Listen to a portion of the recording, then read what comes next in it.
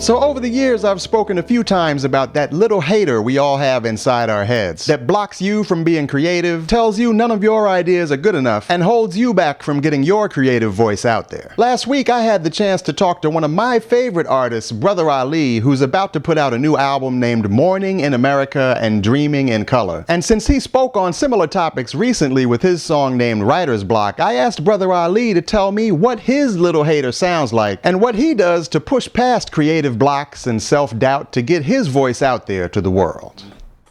You talk on the new recordings about being blocked as far as your creative process and dealing with writer's block, and that's something I've talked about in some of my videos. That's right, yeah. Talking about the little hater. The little I was hater. wondering if you could talk about how writer's block manifests for you. Like what form does your little hater take, and how do you work past it?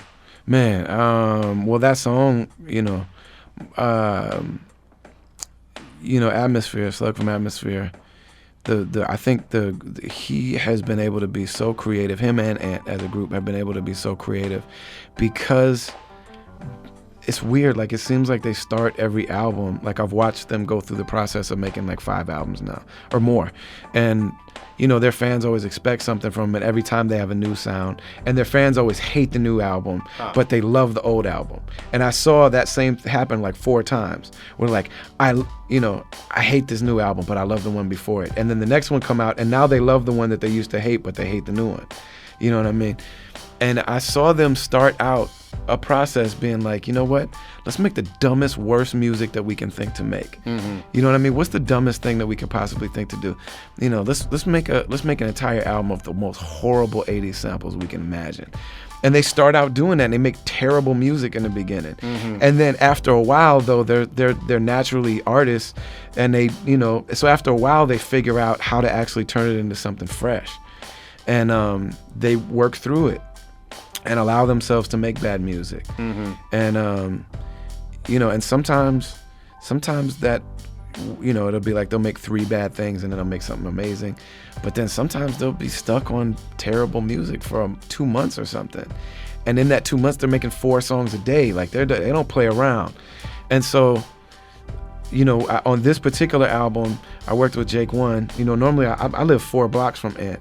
So when I work with Ant, I just walk to his house, and if it doesn't feel right, if I start doing something and I'm just like, this isn't what I thought it was going to be, I just go home and try it again later. Mm-hmm. But, when people are spending money for me to be in Seattle, sitting in a hotel room, and I'm here for a week, and I better come home with music.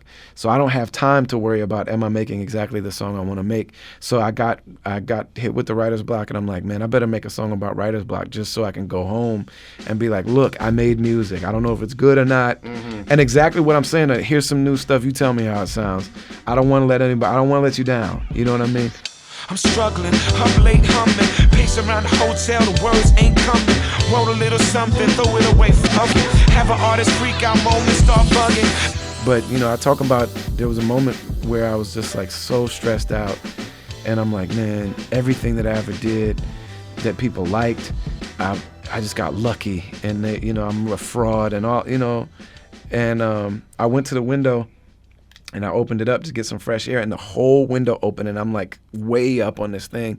And this little thing just went through my head like, man, if you jump out of this window, you'll never have to worry about this problem. And then I automatically thought about the fact that they say Donny Hathaway, so, that some people think he might have been an accident. Some people think he did it on purpose. Some people think somebody did it to him.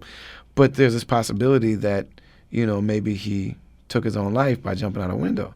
And so I said, man, I wonder if he had writer's block. Because this is the dude that, that redid You've Got a Friend. And that song, I've listened to that when I've been blue, and that I felt like saved my life. And I come from generations of suicide in my family. Mm-hmm. You know what I mean? On my father's side, the men in my family, a lot of them commit suicide. My father did, my grandfather did, other people, And when that's in your life, it's something that comes up, and like, you don't just automatically have an impulse and do it. It's something that you live with over time. Mm-hmm. And so I started to think about that and wonder, like, was that something, in his life? But and I wrote the song. I'm like, okay, I'm going to write a song about this, and I'm going to describe exactly how it feels. And it just was what it was. It's weird. It's a weird thing to have what you create also be your livelihood. What we create also is our sense of self. Right. You know, what we create also is the world, the way that the world views us. Right. And so I started thinking about, okay, it's not that I'm blocked. It's not that I don't have anything to say. It's that I don't know how to say what I need to say. Mm-hmm. Or it's that I don't think it's going to be received well. Right. Or it's that, you know, the people that love me and have supported me and have, you know, gave me the little bit of freedom in my life that I have, I don't want to let them down, and I don't want to hurt their feelings by saying what needs to be said. You know, so it's not that I didn't know what needed to be said. I was scared. Mm-hmm. You know, and you know, I come from the hip hop thing. They're like, I ain't never scared. I ain't scared of you, mother. You know, Bernie Mac. Like, so I said, okay, that was part of it too. Like, it's not that I don't know what to write. It's that I know exactly what to write, and I'm scared of what the reaction may be. And obviously, I'm not. You know, I was just with Dead Prez today. Obviously, I'm not the first person to be bold and the first person to do. You know what I mean? Like, those are big shoes that I have to fill.